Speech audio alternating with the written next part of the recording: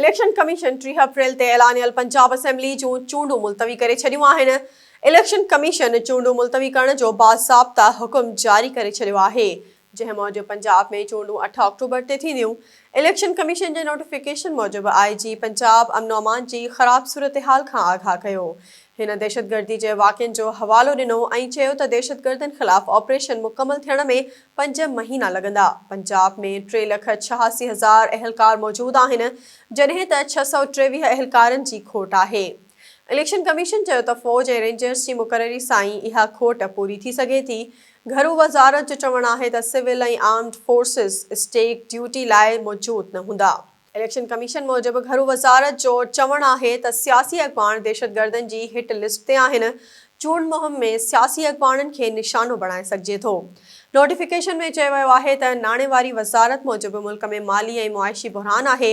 IMF जूं शर्तूं आहिनि। हुकूमत लाइ KPK पंजाब असेंबली जी चूंडनि लाइ फंड जारी करणु ॾुखियो थी वेंदो। हुकूमत लाइ क़ौमी असेंबली सिंध बलोचिस्तान जी चूंडनि लाइ फंड जारी करणु मुश्किल। मुआशी सूरतहाल ख़राब हुजण सबबि फंड फ़राहम करणु मुश्किल थी वेंदो। इलेक्शन कमीशन मूजिबि पंजाब असेंबली जी चूंडनि जो शेड्यूल वापसि वरितो वियो आहे ऐं सदर खे फ़ैसिले खां आगाह कयो वियो आहे।